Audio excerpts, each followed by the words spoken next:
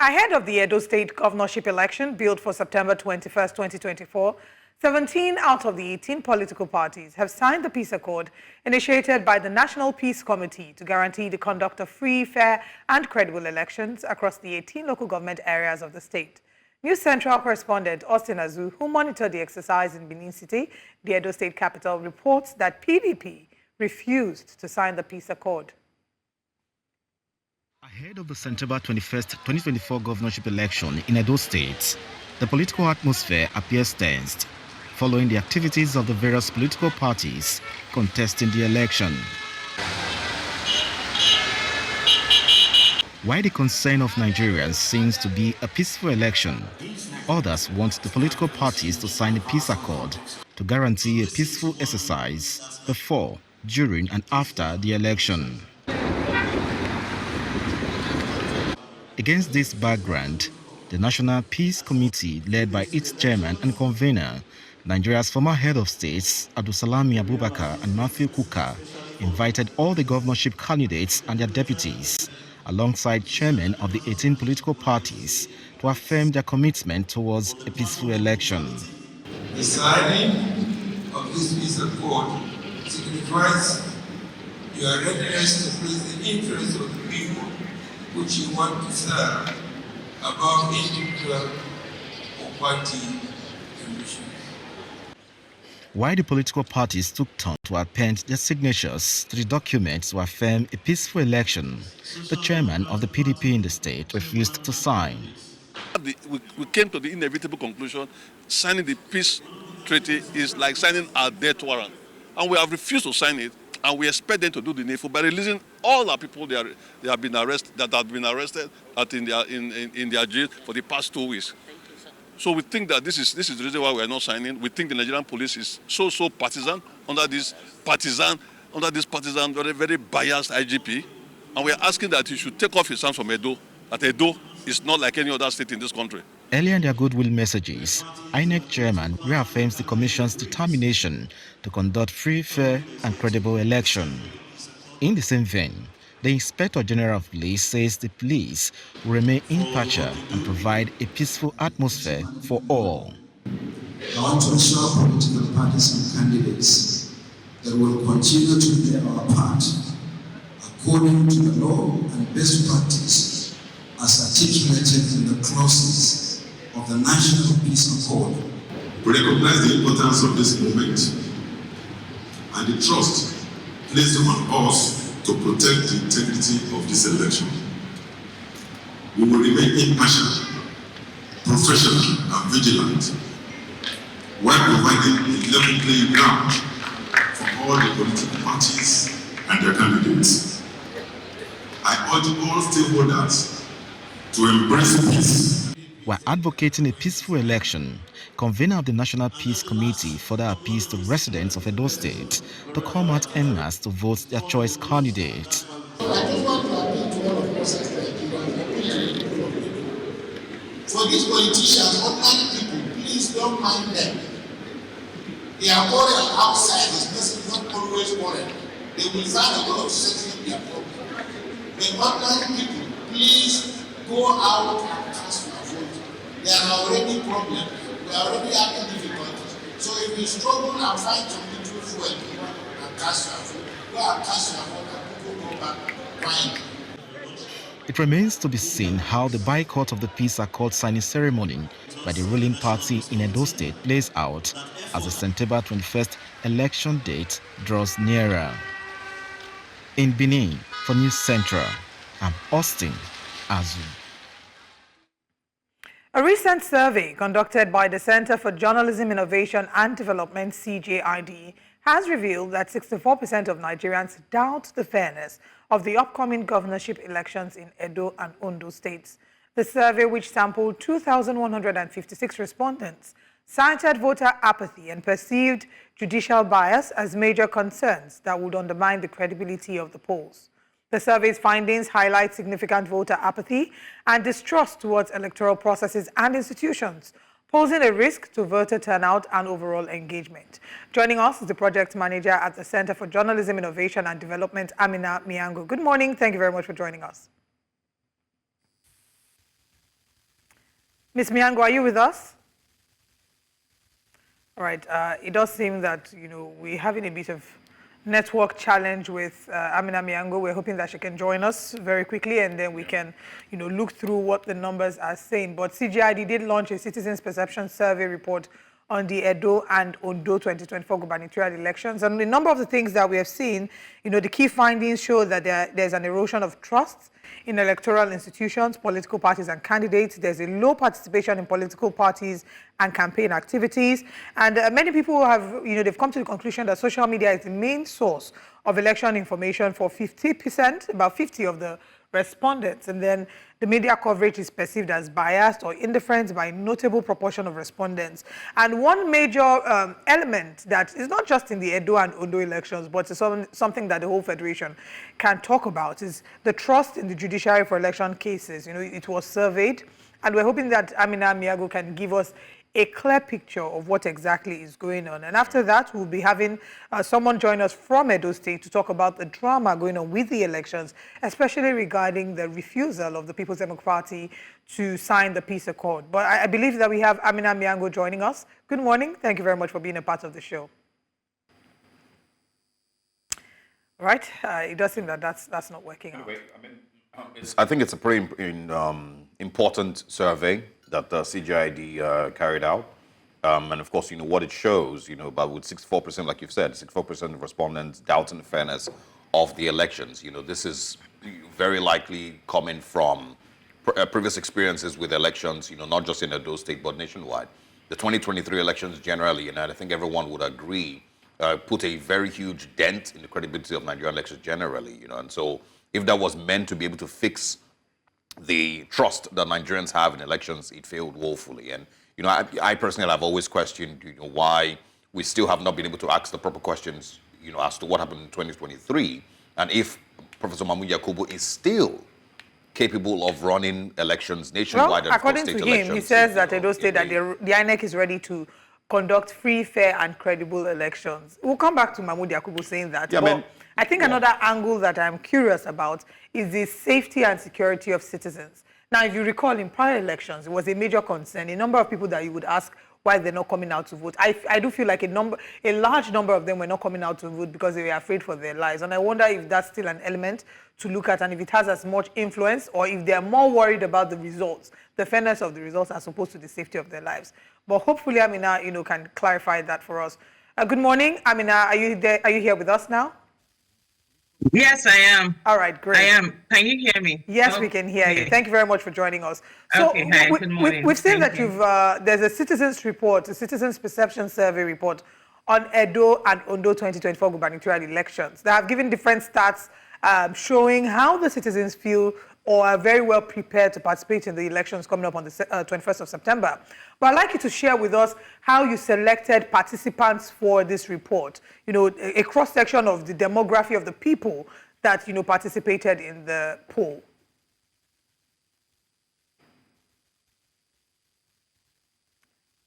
Okay.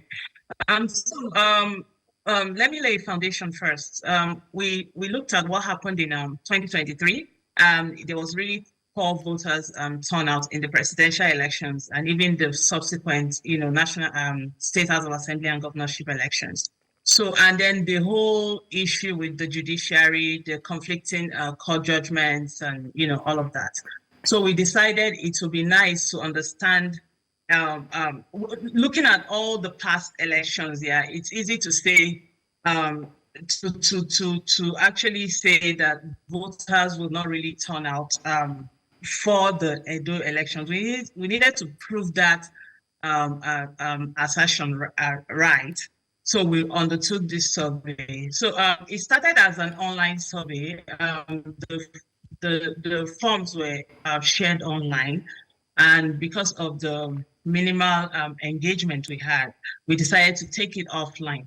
And most of the people, over 70% of the people that actually filled the survey are in rural areas in both states. So we decided to share age round so that we'll understand, when you look at election results also, a lot of people that that vote in elections actually those in the rural areas. They participate more. So we decided to share so that we don't concentrate on only the urban areas, that is the state capitals. And we're able to get, like you said, 2,156 respondents, 1,222 from Edo State, and then, from Ondo State, and then the remaining from Edo State.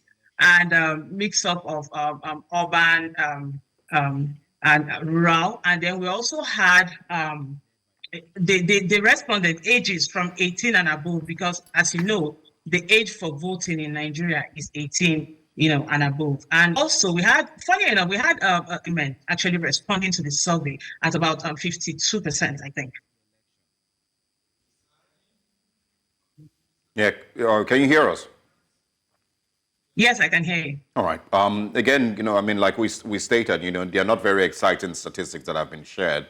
I want you to speak on one of the things that was pointed out. It says 71% expect violence during the elections. Tell us a little bit more about this. Where do you think this might be coming from? And has any work been done to maybe change, or stop this from being a reality? Okay, so first of all, election security wasn't a central part of our survey. But in the process of asking questions and allowing the respondents actually, talk about what they say, because we asked them, if you're not coming out to vote, why do you not want to come out to vote? And they talked about security. They talked about ballot snatching. They talked about all right.